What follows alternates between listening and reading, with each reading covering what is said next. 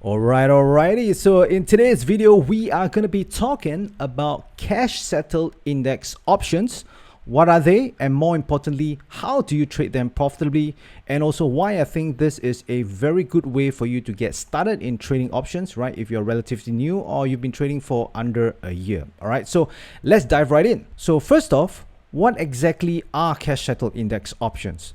So as the name suggests, cash settled index options are options that are only settled in cash and not shares. All right. So let me just give you an example down here. So for example, let's say you sold a short put on XSP. So if you're not familiar with what XSP is, it's just basically the mini version of the SPX, right? So SPX is the S&P 500 index options. So XSP is the mini version, which is about 1/10 the size, right? So let's say you sold a short put at about $440 down here, the strike price, and you receive a credit of $4. All right. So then let's say at expiration, XSP went below $440. So right now your short put is in the money and your short put is now worth $9, right? So you sold it for $4 and now it's worth $9 and now it has pretty much expired, right? It's expiration day. So at this point, what happens, right? So if you were trading an index ETF, right? Let's say, for example, you were trading the index ETF counterpart, the SPY, or maybe even the individual stock, then what will happen is that you will actually be assigned 100 shares at $440 at expiration, right? Basically, any in the money options, any short options that's in the money at expiration, you'll be assigned, right? So in this case, you have a short put, you'll be assigned 100 shares. So if you're assigned 100 shares, that means that you have to have a capital of $44,000, in this case, in a cash account or IRA account. Or if you have a margin account, then, depending on your margin, right? For the default, it's mostly 50%. So you still need about $22,000 to fulfill the obligations of this 100 shares. And what happens is that if you do not have the funds for this 100 shares, then guess what? You're going to get margin call. The broker is going to call you, ask you to top up your account. Now, what if this was actually a cash settled index option, right? So in this case, XSP. So in this case, at expiration, even though if it's in the money, what happens is that you actually no longer have any position and you will just simply realize any profit or loss at the point, right? So if it's in the money, most likely you've already lost money, right? If it's greater than the credit which you receive. So in this case, because you sold it at $4 and then at expiration it's $9, so the difference is actually $5, right? So basically you are being credited $4 into your account, which is $400, but then you have to pay out $900. So the net is a loss of $500. So instead of actually getting shares into your trading account, what you will just see is that it's settled all in cash, right? So your trading account, let's say if you started off with say $20,000, then if this is the only position that you put on, then your loss is $500. You end up with $19,500. So as you can see, it's pretty straightforward and you don't have all the messiness of getting assigned. So that is why, if you're afraid of getting assigned or you don't want to have to deal with unwinding your shares, then the better option to trade would be to trade cash settled index options, right? Rather than individual stocks or index ETFs. Now, also, cash settled index options are European style options. So this is a term that you will come by quite often if you are trading the cash settled index options. So basically there are two types, right? I mentioned this in a number of my videos before. I'll just quickly mention them again. So there are two types, right? The first type is the American style options. Those are the ones that you're already very familiar with if you have been trading for some time, right? Those are the style of options basically on index ETFs, on individual stocks where there is early assignment. That means as long as your short options are in the money, the buyer of those options have the right to actually exercise those options and you're going to get assigned. But for European style options, it can only be assigned at expiration, right? So even though if your short options are in the money at any time during, the duration of option, you don't really have to worry because there's no early assignment, right? So that's the difference between European style and American style. Okay, so that means there is no early assignment and you can get only assigned at expiration. That means that even if your options are in the money, you can choose to hold it to expiration, which is pretty good because quite a number of people actually want to hold the expiration because whenever they're trading any options strategies, be it the credit spread or the iron condor, all right, in this case, let me just draw the iron condor. So the iron condor will look something like this. This is the P&L graph. So this is the $0 line. So anything that is above $0 is in a profit. Anything below $0 is in a loss. So many times, people choose to hold their trade, all the way to expiration because maybe, about 20 days into the trade, maybe the market is somewhere around here. So if you were holding on to a normal American style option, right, on the index ETF or individual stocks, then at this point there is, some chance that you could get an early assignment on your put option here, right? So this is where you have your short put down here. So anything that is below this short put, there is always a chance of getting assigned. But with this European style options, this cash settled index options, you won't get any assignment at all. So this is where people will actually just choose to hold on the trade, and they don't have to worry because maybe, over the next few weeks or days, the market could just bounce back up and then get into this huge profit zone. And then if they hold it to expiration, who knows, it might just stay within this zone and they're going to reap the max profit of this iron condor, right? So that is why if you like to hold all the way to expiration, then trading this cash settled index options might be very suitable for you. So basically, right, you can just hold it to expiration, wait for the positions to turn around and not worry about an assignment. All right, so what are some cash settled index options that are available for you to trade? So the first one is SPX. I'm pretty sure you would already know about this if you are trading for quite a while. Now this is probably the most liquid of this whole list that I have here. Then you have XSP, which I just mentioned earlier. It's just the mini SPX 500 index options. Then you have RUT, which is the Russell 2000 index options. You have the MRUT, which is the mini version. And then you have the NDX and the OEX, right? So NDX is the most likely the biggest one. So it's even bigger than SPX. So if you do not have that big of an account, then chances are that you might likely want to just stick to, the XSP and also the MRUT. So why do you want to trade cash settled index options as opposed to index ETFs or individual stocks, right? What are the advantages over, them? So here are a few reasons why you might want to trade them. So first of all, it's decently tight bid and ask spread. It has pretty high liquidity. Now the liquidity, of course, is not as high as index ETFs, but it's pretty decent, right? Let's say for example on SPY, maybe your spread could be, just a few cents wide, right? 1 cent, 2 cents, 3 cents wide. But for XSP, it's not that tight of a spread compared to the SPY, but it's still pretty decent, right? I think it's about 10 cents wide thereabouts, right? So it's still definitely tradable. Now, the next reason is that there is no need to worry about early assignment, right? So this is a very big plus for why you might want to trade cash settled index options, and there is no need to worry about getting into a margin call from assignment of shares. So this is one of the biggest, scariest things that many traders or newer traders, they fear when they get into trading options, right? The moment the options get into the money, right? Once it's in the money, they start to panic, right? But if you trade cash settled index options, then guess what? There's no need to panic because there's no such thing as early assignment or even assignment of shares. So what that means is that you can hold your trades to expiration if you want, and it's a very good way for beginners to get started trading options. All right, so what are the best strategies to trade cash settled index options? By the way, if you like this video so far, please subscribe and also click the thumbs up button, and also do get your free copy of the Options Income Blueprint, where I share the top 3 option strategies that help you generate a consistent income each month trading just 1 to 2 hours a day, right? So if you want to go ahead to get this copy, just head on over to optionswithdavis.com/blueprint. All right, back to the video. Now, first of all, you can trade the usual suspects, right? The usual ones that you would normally trade on the index ETFs, and that would be the credit spreads, right? You have the bull put spread, which is the put credit spread.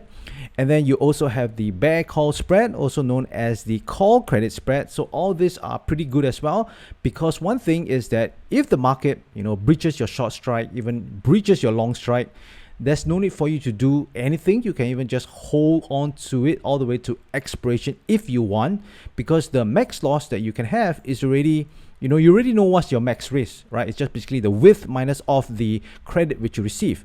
And there's no risk of early assignment, so there's no need to worry, right? If you will hold it on the index ETFs, then if there's less than 21 DTE and the extrinsic value of this short call is not much, then guess what? There's a pretty good chance you're going to get assigned. But on the cash settled index options, you don't have to worry about that.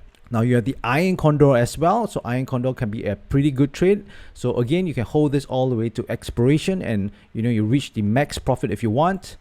And if you have a bigger account size, right, then you can trade the strangle, right? Strangle is basically the undefined risk version of the iron condor, and you can also trade the short put, right? Short put is just the undefined risk version of the bull put spread. But notice that I did not put the short call here. Reason is because these are indexes, right? So indexes generally have a positive drift. That means over time, it generally wants to go up. So I do not suggest that you trade any naked call for whatever reason, because if you get caught in it, then even though if it's a cash settled index option, you still can lose a lot of money if the market just keeps going up. So these are the strategies that you can trade for the cash settled index options. However, in my opinion, the best strategies to trade cash settled index options are actually what I call slow spreads, right? So what are slow spreads? So there are slow spreads like the iron butterfly. So the iron butterfly is basically, you have a call spread and a put spread together, just that the short strikes of your short call and the short put are the same strike, right? So you end up with this kind of P&L, right? So it's pretty much like a tent down here, and then your P&L, the graph, the zero will be somewhere down here. So anything above here would be in a profit, okay? And anything below here would be a loss. And as you can see, the risk and reward here is pretty good, right? The downside of this is that your probability of profit is not that high, right? Although you get a pretty nice max profit if you so happen to hit this tent, the highest point of the tent, to get your max profit. All right, so this is the iron butterfly. So another slow spread is the put broken wing butterfly. So basically it's the same as the butterfly for this, just that you shift it down, right? So if you shift it down and then you use all put options instead, right? So as you can see down here, it's all consists of put options. Then you have the put broken wing butterfly, right? Basically what it is that you're using the put spread down here, right? Just imagine down here, this is a put spread, -1 put and +1. You are selling this put spread to finance a debit spread down here, right? So you are selling the put spread to finance a long put spread. So this is how you get a put broken wing butterfly, so there is no risk to the upside. So this is also what I consider a slow spread. And the last one is if you have a little bit more capital, then you can trade the put ratio spread. So the put ratio spread is something I talked quite a bit on my channel. It's one of my favorite strategies as well. Go ahead to my channel if you're interested. Just type out put ratio spread. You will be able to see quite a number of videos in my channel. So basically the put ratio spread is the undefined risk version of the put broken wing butterfly. Now, what exactly are slow spreads? So I've been talking about slow spreads. So what exactly are they? And why do I think they are the best strategies to trade on cash settled index options? So slow spreads are basically just slow moving spreads, right? Slow moving spreads, basically what it means is that it takes a long time to hit its max profit potential. And it's difficult to hold this spreads till expiration on index ETFs and stocks because there's a chance of being assigned, right? So I give you two examples down here. So on the top side, you can see this is the iron condor, right? So as you can see, this is the iron condor. I use the example of the 47 DTE iron condor, and this is at 14 DTE. What it means is that when I open the spread, it's at 47 DTE. And this P&L graph down here, you can see this purple line. This is when there's 14 days left to expiration. That means after 14 days, this whole spread will expire. So that means at this point, it has been held for about, 33 days. So you can see that at 33 days is this purple line down here.